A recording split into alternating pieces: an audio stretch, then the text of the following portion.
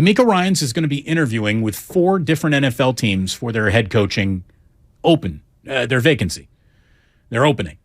And one of the things you hear throughout the entirety of training camp and two-a-days and the preseason and the regular season, and then certainly it means the most in the postseason, is we are trying to limit outside distractions and noise. Limiting distractions. We don't want any distractions. No distractions, please. What could be more distracting than your defensive coordinator taking maybe a day to interview with 4 different NFL franchises?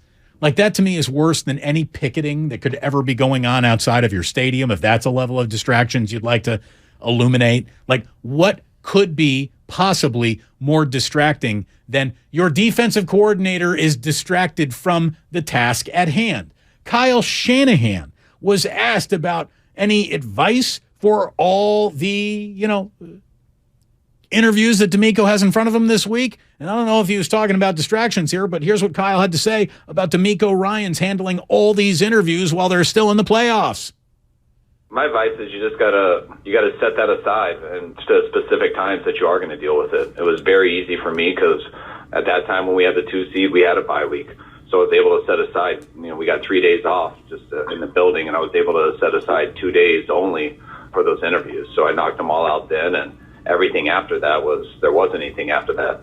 I completely shut it off and went right back to the playoffs. And the difference for DeMeco, that'll be similar to what McDaniel had to go through last year. We don't have that bye week, but I think he has a couple times set aside for Thursday and Friday, which he'll do 2 interviews, I believe, those 2 days with Denver and Houston.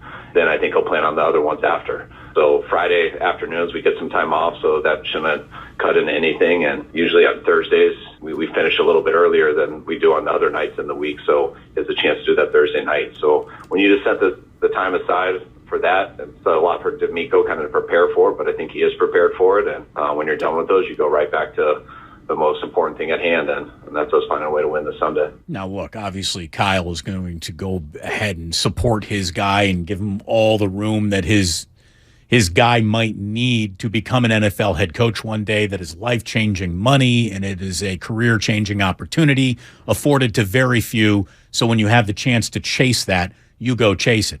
But at the same time, Kyle is also lying through his teeth, because preparing for the Dallas Cowboys is a while you are awake this day job. No one leaves the facility during the postseason. No one goes home.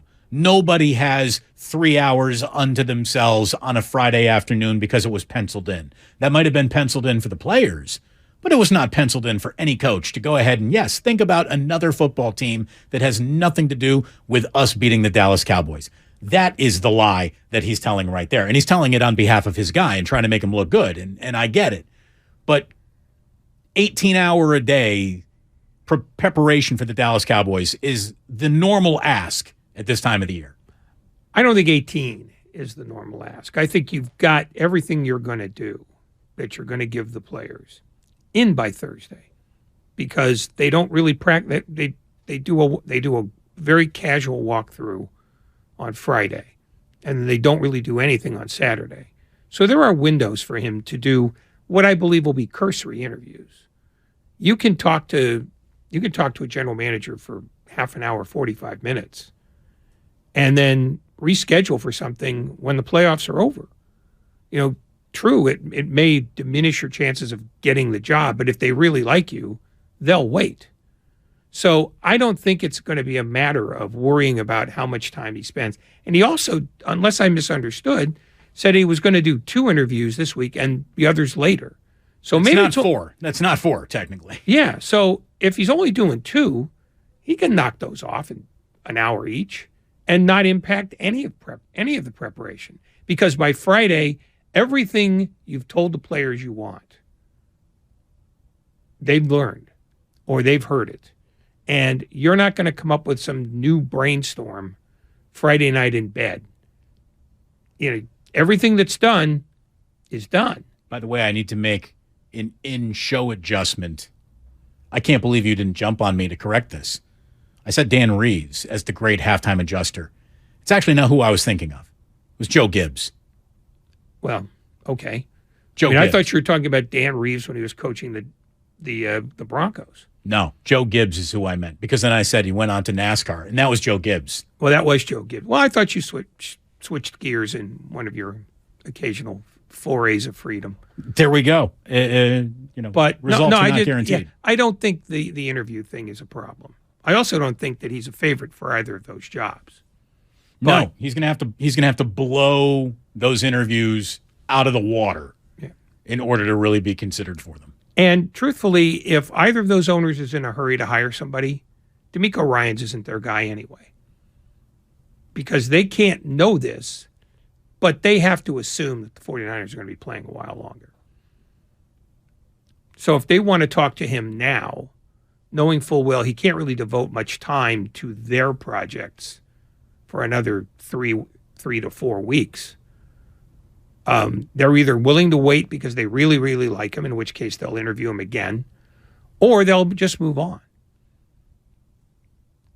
Peter King says that the NFL's got this interviewing process all screwed up and cockeyed, and they shouldn't do it like this, and I think I agree. All of the teams who have lost basically leaned on the NFL and said, we want to be able to take care of our business before the middle of February. We want to get our coach hired so that we can start on preparation for next year. And look, I understand why they do that, but it is absolutely, totally, unequivocally unfair to the teams that employ them. No matter what you say, DeMeco Ryans is going to have his attention in 2 different places, probably 5 different places this week. I just don't like it. It's not fair to the 49ers. And DeMeco Ryans is a great guy. He's an excellent coach. He deserves to be a head coach in the NFL. But all of this stuff should be handled on February 15th.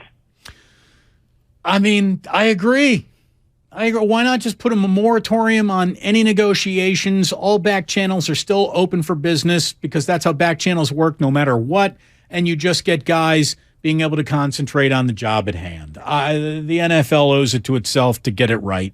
And they owe it to teams that are having success enough to be playoff teams to have all hands on deck as they prepare for playoff games. They also owe it to coaches with ambitions on good teams to give them an opportunity to enter the field. And it should be remembered that the owners don't take orders from the league. The league takes orders from the owners. And if you're an owner with a coaching vacancy, you're not going to pay attention to the league at all. You're going to say, well, okay, find me $100,000. I can take that out of the coffee money. David Tepper's worth $12 billion. You think he's going to be, he's dissuaded from talking to somebody, over $100,000 fine? No, he's not going to bother. No. So here's the thing: you cannot punish any NFL owner with a monetary fine. The money is so good. What you have to do is make it punitive to team building. You lose draft picks.